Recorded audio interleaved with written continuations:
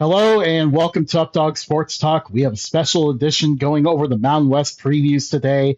At Updog Sports Talk, we deliver honest, fan-focused coverage that spotlights the teams, athletes, and communities that are often overlooked by mainstream sports media because your team has a story worth telling.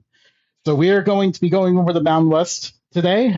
We're going to be going team by team. With each team, we'll be going over what we're most excited about with that team, what the biggest concern is with that team, what will keep their fans up at night this offseason as we head into the season, and then also what success looks like. It'll be a lot of fun. This won't be super in depth. I know for us, like a more in-depth preview, you can head over to our Substack at Updog Sports Talk over there.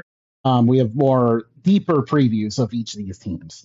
But that being said, that's enough talking from me. We are joined by a special guest, Omar, the Burger Popper, the Cornacchia Bowls. He's a writer for Redshirt Sports. He's a writer for As for Football. He does a lot of other things. Welcome, Omar. Thank you, Justin. I appreciate it. It's always a pleasure to talk to you, whether it's football or even just like talking, just life in general. I'm just glad to be here in the preseason. I'm glad we're able to do this now because I'm away for work. Don't have family obligations like in person at least. I still talk to my family while I'm away at work, but I'm just enjoying just soaking in and cramming for the start of the season, which is less than a month from now. Yeah, we are almost there. When it comes to FCS, week 0 is less than a month away. That will start in August 27th. So very exciting stuff. It's us to Northern Illinois, one of the stranger additions to this conference. But this is also not the first time that Northern Illinois and San Jose State have shared a conference together. Unique situation here with an interim head coach. What excites you the most about the Huskies this year? I mean, you said it. Teron Dickens honestly excites me the most, and I think from what it seems like, I am a huge. I will never not be a huge Thomas Hammock fan, just especially for the emotion that he showed after beating Notre Dame, crying in the interview. Like that is college football. Like, how can you not like Thomas Hammock? And I'm sad that we won't be seeing him coach anymore. But the read that I get from NIU fans is that his play calling was, or not his play calling, but his staff's play calling was bland, uninspired. The quarterback play left a lot to be desired. So I'm excited to see like the way, I guess, the way that Teron Dickens uplifts this offense, because I mean they already returned a good running back in Telly Johnson Jr. But I mean that play action game is going to be strong, and this is a team I think that, um, to spoil, I guess, like my ceiling, my expectations. This is a team that I think that can trap a couple teams, a couple of teams in the conference race in the wrong weekend, just because of, I guess, what they're expecting, frankly, with Northern Illinois. Yeah, you take that trip to the cow, you may not come out a winner.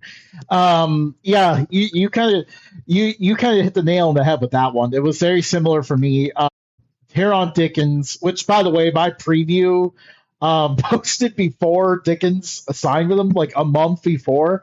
So he got me on that one. But Teron Dickens was a gift that really just dropped in the laps of this team. I really do think that he is going to be able to unlock the ability of some of these receivers. I feel like they've had potential, but like you said, the play calling and quarterback play just left a lot to be desired for this team. So, yeah, I think that's going to be the biggest excitement. What worries you the most about the Huskies? I think in general, the defense, because just bottom of the line, the stat sheet, like this is the defense is starting from scratch. And like other schools like Nevada, like Wyoming, like they didn't really get as much in the transfer portal as you would hope, honestly.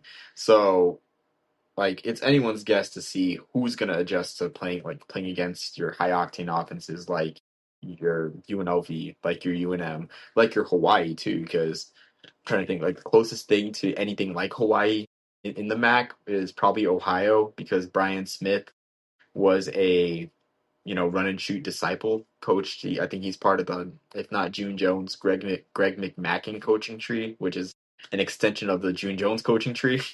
Um, So like you don't see like I mean, you do see high octane offenses, but like seeing NIU go up against a Hawaii like they will this year, like especially with how little they have returning on defense really concerns me. Um, but yeah, I'd have to say the defense in general. I will say in my case, I think it's going to be the lack of stability. When you enter a season with an interim coaching situation, you're really rolling the dice. You don't know what's going to happen. Things could bottom out, or you could have a sunrise like Mark Carney had it at Kent State. So that provides some unpredictability when it comes to this team. I'm also a little concerned about the schedule too. Their non-conference is rough. There's Iowa, Arizona. You have the defending FCS runner-up Illinois State as well, and they're going to be gunning for them because that's a lot of in-state pride on the line. And even what might be the easiest game on their schedule, Georgia State, that's on the road. Georgia State, even when going 3-9, beat Vanderbilt at home a couple years ago. So that game cannot be overlooked as well. So there's really just not an obvious win sitting there in the non-conference slate, and that's the first four games. Like you could be going down a bad path pretty quickly when taking a lot of lumps there early on. So what does success look like for the Huskies in 2026?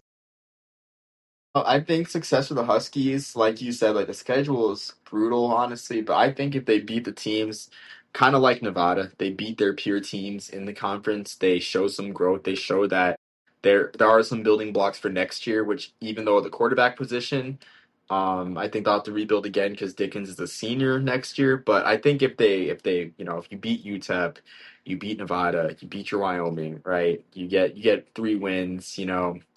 Beat Illinois State as you should.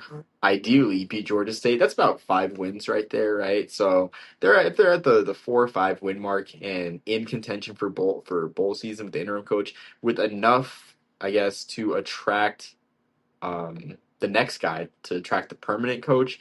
I think that's success. Otherwise, like if this team just crashes and burns and goes like 2-10 or 1-11, and everyone and they don't get their ideal candidate, like I think that represents a failure for Northern Illinois, and I think that's a failure too. Like for I think these fans in general. Another complaint I feel like with Hammock was that they saw because I mean they know it better. I think that they felt was that the program had gotten kind of stagnant after the 2021 championship season because I mean they had their peak, they had their moment. This is a program that obviously could do a lot, but just kind of like underperformed, I guess per se. So I think if they set the foundation this year to get a good hire, I think that's success enough in this rebuild.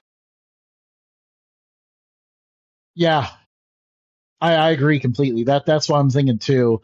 I think we could see them, just look competitive. We want to see the offense take some steps forward.